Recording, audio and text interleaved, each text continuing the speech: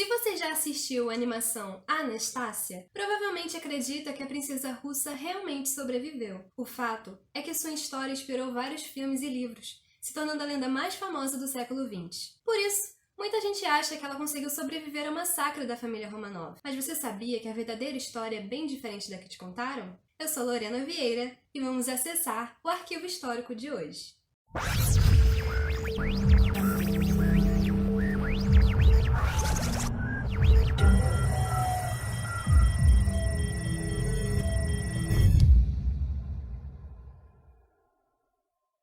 Bom, naquele tempo, o reino da Rússia esperava que o czar Nicolau II e sua esposa Alexandra tivessem um filho homem, que era para ser o herdeiro do trono. E eles já tinham 3 filhas meninas, que era Olga, Maria e Tatiana, e nada de um menino. Até que depois de tantas tentativas de engravidar, eles tiveram a Anastácia, que era mais uma menina. E aí, 3 anos depois, veio o Alexei, que é o menino que seria o herdeiro do trono. As crianças Romanov foram educadas por diferentes tutores e a mãe sempre supervisionava os filhos.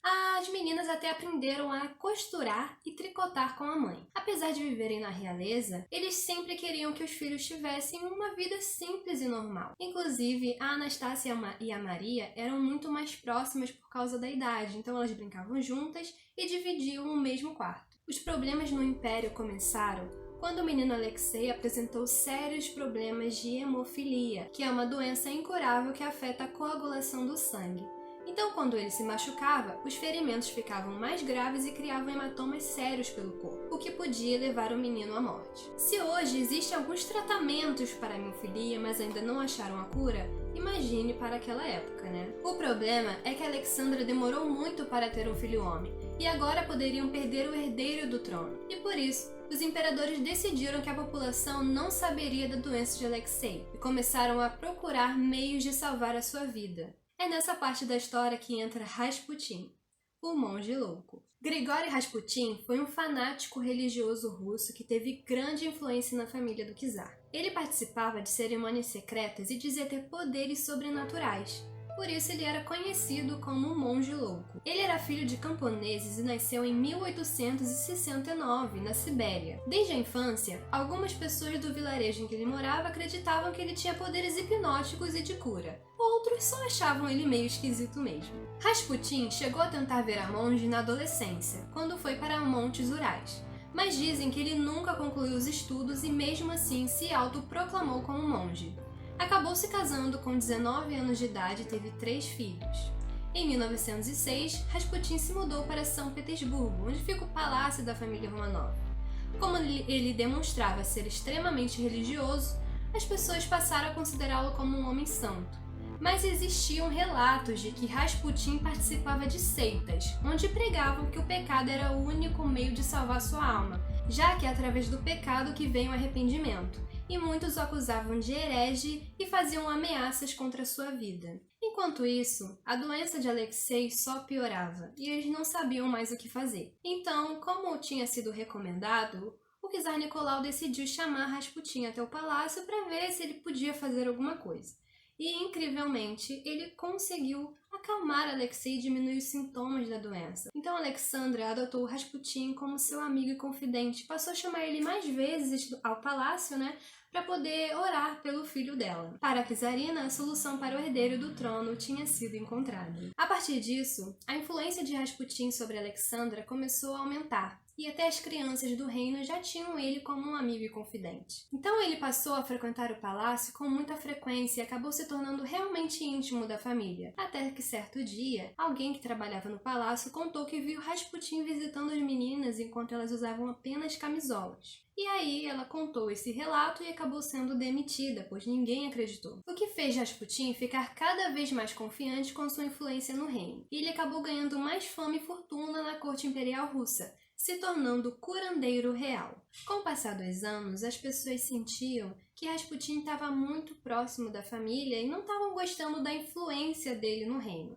Então começaram a espalhar rumores de que Rasputin estava tendo um caso com Alexandra e que ele abusava de suas filhas. Inclusive, até pessoas importantes da época tentaram alertar o czar de que o bruxo não passava de um pedófilo louco. O assunto acabou ficando fora de controle e o czar expulsou o Rasputin do palácio. Só que Alexei começou a piorar de novo da doença de hemofilia e ele teve que voltar. Nisso, a influência dele ficou cada vez mais forte e ele começou até a nomear ministros. A Primeira Guerra Mundial explodiu em 1914 e a czarina Alexandra se ofereceu à Cruz Vermelha como enfermeira, junto com as duas filhas mais velhas, Olga e Tatiana.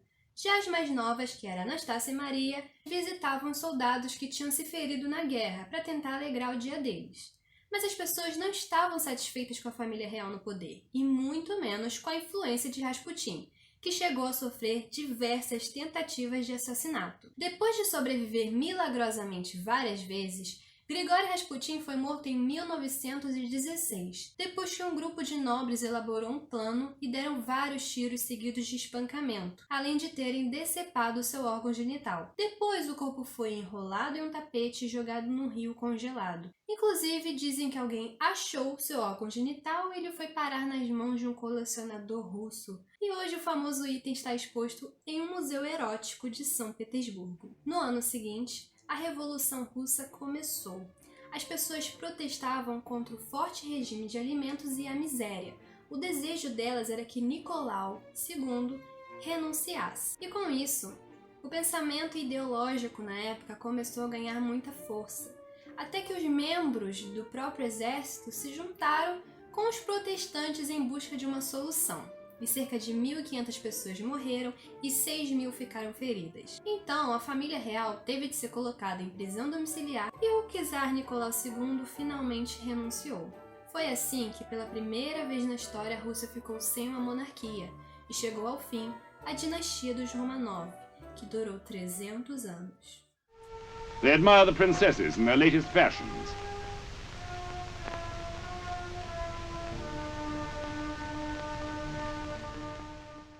Então, a perseguição pela família Romanov começou, e ela teve que ser transferida do palácio para se esconder dos revolucionários que queriam a morte de Nicolau. Os Romanov e seus servos passaram a morar em Tobolsk, na Sibéria, onde as crianças podiam continuar estudando e tendo uma vida normal, mesmo que em cativeiro. Meses depois, os bolcheviques que defendiam a Revolução Socialista e eram liderados por Lenin conseguiram tomar o poder. Nicolau, Alexandre e Maria fugiram para Ekaterimburgo. Já Anastácia, Olga e Tatiana continuaram em Tobolsk, cuidando de Alexei, que estava se recuperando de um ataque de hemofilia. Em maio do ano seguinte, a família conseguiu se reencontrar em Patiev, reconhecida como a Casa de Propósito Especial, e elas ficaram sob os comandos de um revolucionário muito severo, que só permitia que a família fizesse 1 hora de exercício no jardim e não podia ter contato com o mundo exterior, impedindo que Nicolau fizesse planos para retomar o governo ou fugisse. O pior aconteceu em 17 de julho de 1918, por volta das 2h15 da manhã, quando as tropas do Exército Branco que defendiam a monarquia estavam chegando em Ekaterimburgo. Os bolcheviques ficaram com medo de que os anticomunistas descobrissem e libertassem os Romanov, e deram ordem para assassinar a família. A família dos Romanov e seus servos foram convidados a ir até o porão da casa, onde eles seriam fotografados. Só que em vez disso eles foram informados de que seriam executados. A execução deveria ser rápida, mas durou cerca de 20 minutos. Nicolau foi o primeiro a ser executado. Em seguida foram Alexandra e o filho Alexei. As mortes mais dolorosas foram das filhas, por um motivo especial. Depois de vários tiros e muita fumaça, os soldados ainda conseguiam ouvir o gemido de dor das meninas, até que perceberam que as balas tinham quicado das vestes que elas usavam. A mãe Alexandra ensinava suas filhas a costurar joias e diamantes no forro das roupas, para escondê-los, o que acabou servindo como uma espécie de armadura. Anastácia e Maria se agacharam contra a parede e cobriram as cabeças, mas foram atingidas pelas balas. Alguns soldados colocavam os corpos dos Romanov e seus criados em macas, enquanto outros continuavam a execução. Uma das meninas começou a chorar e a cobrir o rosto, por isso foi espancada pelos soldados na parte de trás da cabeça. E foi assim que ocorreu a execução mais brutal e famosa do século XX. Mas a história não parou por aí. Os bolcheviques fizeram campanhas de desinformação sobre a família por quase uma década. Inclusive, as pessoas até achavam que a princesa Anastácia tinha conseguido sobreviver e fugir ao massacre. E por isso várias impostoras começaram a aparecer, dizendo que era Anastácia e reivindicavam a fortuna da família imperial. A impostora mais conhecida foi a Anna Anderson, que tinha sido levada para uma instituição psiquiátrica depois de tentar cometer suicídio. Meses depois, ela começou a dizer que era a verdadeira Anastácia e que tinha sido resgatada na noite da execução por um soldado que se apaixonou por ela.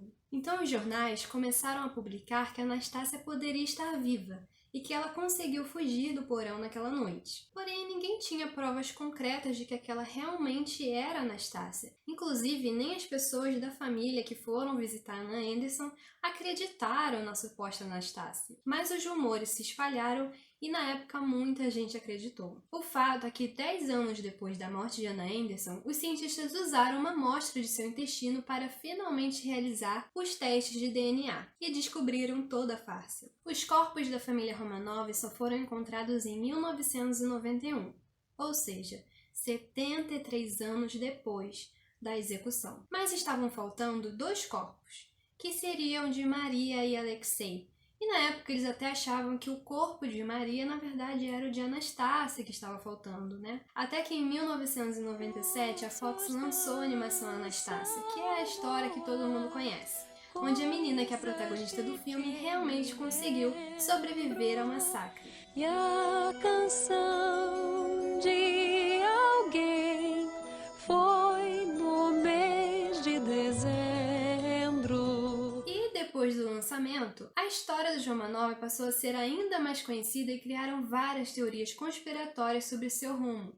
O filme, inclusive, é repleto de romance e emoção e conquistou muita gente. Só que em 2007, um construtor russo encontrou ossos queimados no local da floresta. E um ano depois, conseguiram identificar como os 2 corpos dos Romanov que faltavam, sendo de Maria e Alexei. E acabou todo o mistério sobre a família imperial. A Suprema Corte considerou os Romanov como vítimas da repressão política bolchevique. E até hoje, eles são considerados pela Igreja Ortodoxa como santos. Foi no mês de dezembro.